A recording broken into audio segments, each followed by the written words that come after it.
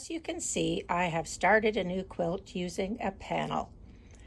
I started by cutting the panel into pieces. So there are 6 different sections of this panel, and I'm going to sew them in rows and use quilt as you go method of joining the pieces together. If anyone is really interested in this panel and might be able to find it somewhere, it's called Bird in Hand by Kathy Schmidt, Studio for Moda. So the 4 square blocks can use a 12.5-inch piece of batting. And I have a whole bag of batting scraps that are cut in 12.5 inches. So I will layer them with a backing and the front piece, and I'll build them out to make 12.5 inches. It's so nice when I get a panel that there's a color strip.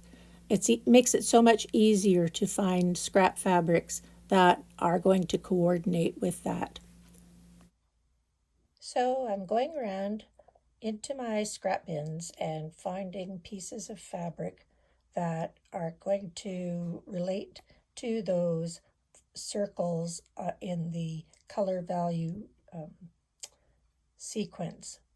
And it's kind of fun looking through all the scraps, trying to find things that are going to work with it.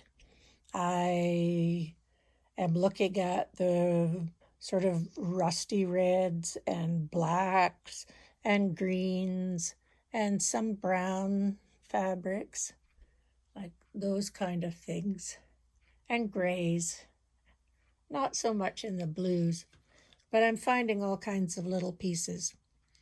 So the first thing I did last time I was working on this was to lay out on my wall sort of idea. I was going to make a larger quilt, but now I've decided I'm just going to make a lap quilt. It would be a nice Christmas gift for somebody at a senior's home, or just to put over the back of a chair. It's going to be really quite pretty when it's done, I think. I'm focusing on the blacks and the black reds and greens. So what I've done with the main pieces that I cut out, I first of all squared them up with my ruler, and I decided I would use 12.5-inch blocks along the bottom. So there's 2 house blocks, and along the top there's 2 that have quilt patterns in them, quilt squares hanging between 2 trees. And then I had that one in the middle, which was longer, with the house and the bird. So what I've done with that is decided that that would be the center portion of the quilt. And what I've done is just cut a piece of backing and batting. That is the width of the quilt, which is 40 inches. And that center portion is going to be 24 inches from top to bottom. And then with the scraps that I found, I saw a nice rose, and I fussy cut 2 of the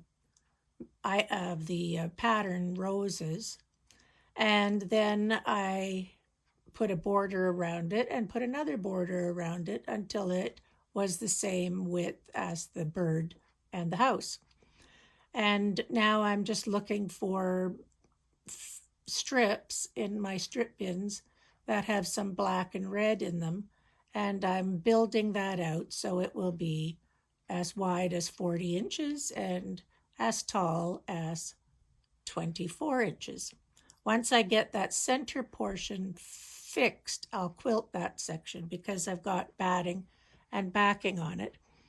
And then I'll work with the bottom ones. I'll just build them out by adding pieces of fabric in kind of a log cabin fashion probably, and do the same with the top so that they are going to be as tall as I want them to be and as wide. And I'll just keep adding strips until it builds up to be big enough to join together.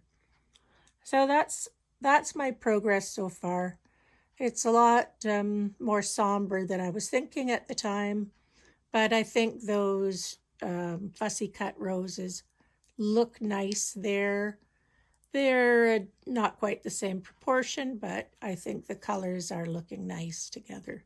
And I think that's going to be my criteria, just get things that have sort of color matching more than proportion. So I'm just going to continue on now, adding more pieces. I'm going to add a bunch of flying geese.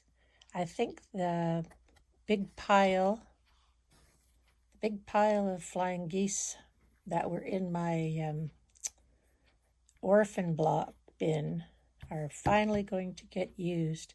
So I'm going to use a whole bunch of those flying geese blocks, or triangles, and make flying geese blocks. And I'll add that color around the side. Here's another little nifty thing that I was going to show you. Remember those rows, that piece of fabric I had that I cut into strips? When you see directional rows like this, buy some, because if you separate them into strips, they make great borders. They're lovely, and if you have the yardage, you don't have to join them together. Here I'm just using them in small pieces. And this one was called Rose Garden by Ginny Byers. And it's got some lovely color and lovely shapes. And it's going to be a nice border along the bottoms and tops of those quilt squares. So I've been filling in the pieces. Some of the things I'm making here are really turning out to be quite pretty, I think. Separating the panel into those 6 component parts gave me the opportunity to use a lot of bits and pieces, which I am quite happy with. The sort of red stripy pieces that are going to go on top of the two, on top and bottom, were one piece of fabric, and I cut the strips apart, and I'm using the strips then as borders for those blocks. And there was enough in that piece to do 2 at the top and 2 at the bottom, so it's going to be quite balanced. And then the flying geese are going to go up in between and probably at the ends of both of those blocks as well, because I've got a lot of triangles to make into geese. But one thing I really like that I've done is that particular block. You know, fussy cutting can be really pretty. Make a feature out of a motif, add a nice splash of color, and use up some of those fabrics that you've got in your scraps. When it's time to join these smaller pieces together, it's easy to do a flip and sew. That's what I did with this one right here. There's a seam joining those together, and it's easy to do. Here's the next piece I'm going to join together. This piece here has got a backing and a batting. So now all I'm going to do is take this border piece, put it on the front,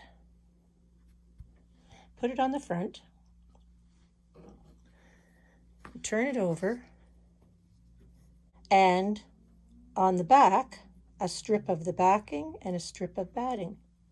And I'll just sandwich them all together, sew across that seam, fold them down on the front and fold them down on the back, and then I'll put it back up on the wall so I can join the next piece to it. This is an excellent way of building up a quilt with smaller squares that you just need to add in and you haven't planned something appropriate, but you can add more to it. And it's also a way to use up a lot of those pieces of batting that you cut away from other things, and it works really well, and it adds value to your quilt because you're not buying a piece of batting to put on your quilt. You're using the things that you have. So I'll just show you how I sew that together.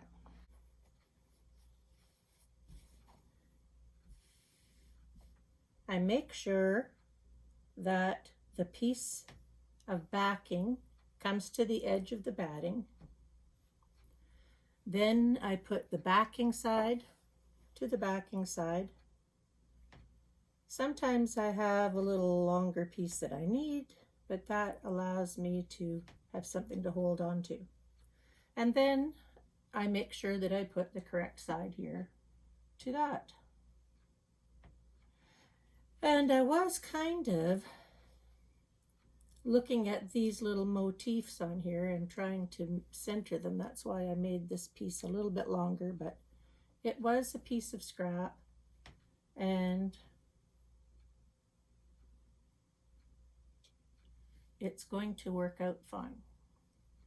So then I have my walking foot on the sewing machine, and all I need is a 1/4 inch seam, but I just use the edge of the presser foot as my guide and sew that onto the bottom.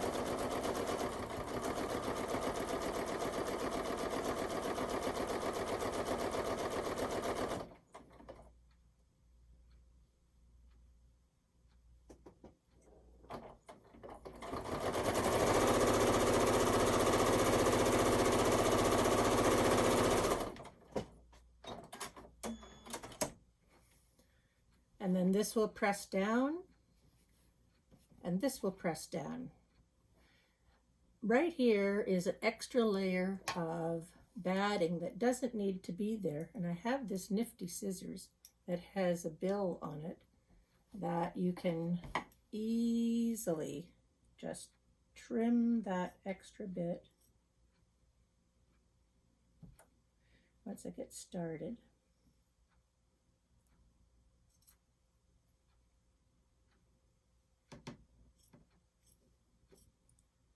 And I usually try to trim this one off because it adds a little extra bulkiness right there.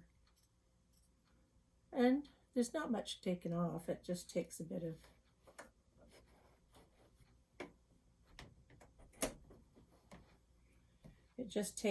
of time and care to trim that off. I always want to get that seam allowance.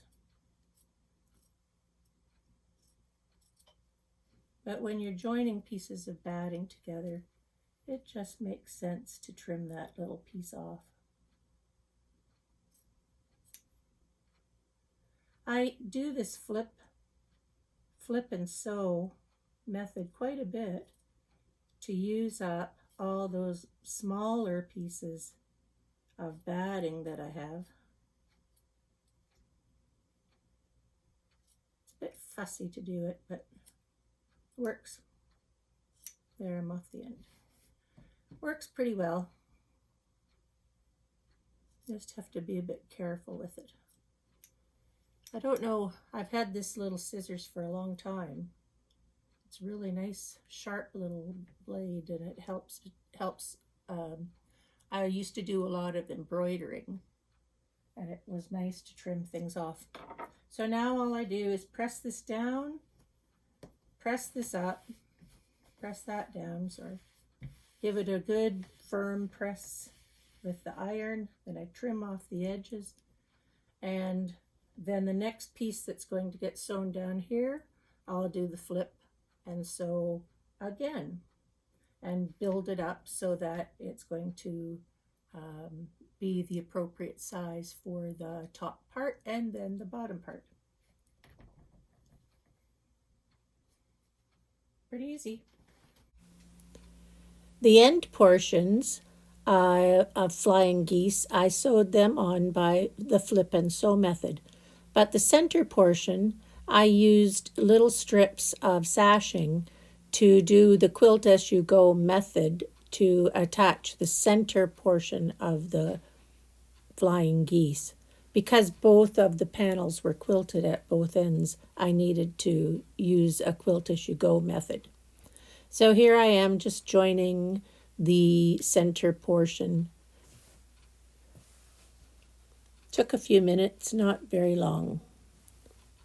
I really love how easy it is to add small portions of quilted panels together using the quilt as you go method. You can make any kind of variations and cut and split something and sew it back together. It just adds one more step and you can get a myriad of interesting ways of attaching things together. And they're small pieces so that they really go together quite easily. Sometimes, though, I have to stop and think about what I'm doing because I sewed this piece on and I thought, after I had it sewn on, I looked at it and I thought, nope, something's wrong here. So I'm bringing it over to the camera to show you what I did. And I have brown thread on the spool for the top sewing, and I'm sewing on a piece that is black. And so I took that little bit of stitching out and redid it with black thread so it looked better. So in just another hour it was all done. All the pieces were put together, correct color of thread, border and binding on it, all done. I really think it turned out nicely, and I'm very pleased with all these little bits all sewn together. I hope you enjoyed the video, and come back again next time. If you haven't already done so, please subscribe and give me a thumbs up in the like column. Thanks, and bye for now.